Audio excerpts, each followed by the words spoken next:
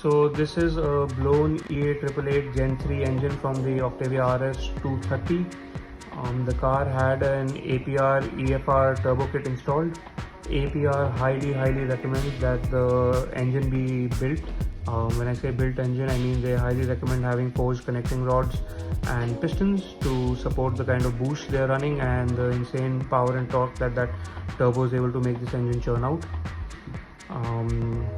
This one was running on stock internals, and after a couple of weeks of abuse, the stock internals just decided to give up, and we had one connecting rod snap and blow a hole through this block. Now of course this engine is not reusable. VAG group does not sell a block, so if you break the block you are pretty much out of luck.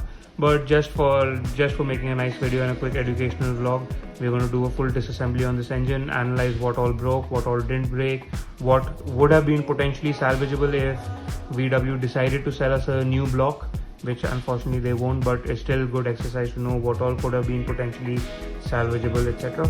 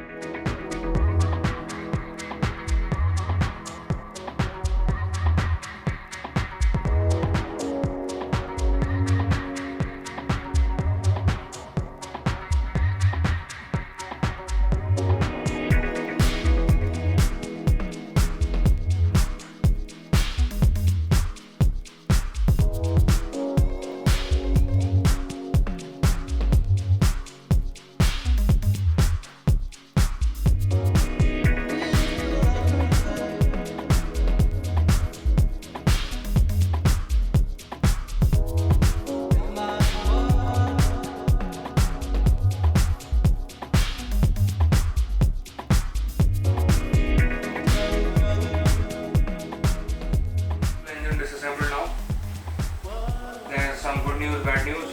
Of course, the hole in the block means that this is not reusable. But on the bright side, our crank seems to have come out relatively unscathed. Right? I can't see any score marks on the crank. Even with the pistons and even with the connecting rod still connected, it was spinning freely. We have taken a bunch of a hit on the wheel, but this is a replaceable part. So we'll pull the crank out. Right, crank looks fine, and we will also look at our main bearing caps to see if there's any scoring over here. If there is, that means the crank was bent. Of course, this will still have to be proved up if we decide to rebuild with this crank. But it looks absolutely fine. Thrust washers look absolutely fine. Other thrust also looks fine. The rod bearings on the 3 pistons that didn't break show no signs of scoring. Right, so I think if you wanted to do a ultra cheap rebuild, we can reuse 3 of these pistons and rods. So let's get these out as well now. So we're going to push these out from the top. Really sharp stuff. So now that we've gotten our 3 pistons out, our 4th one, which is the one on which the rod broke, if we come in close, we'll see it has also kissed the head. It has been touching the valves. The valves have hit over here, right? This is absolutely seized.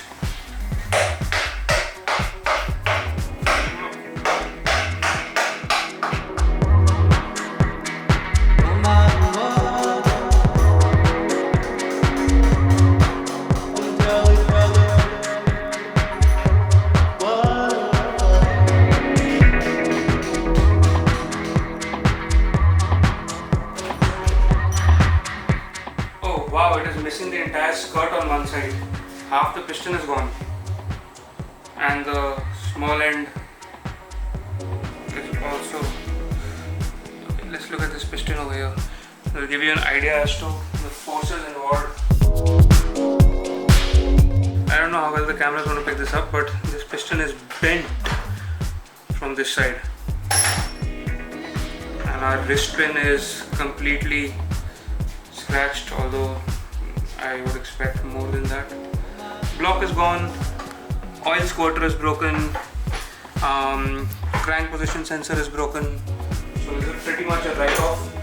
The only things that we can salvage from this are the crank, maybe the 3 connecting rods, and all the ancillaries like the injectors, etc, etc.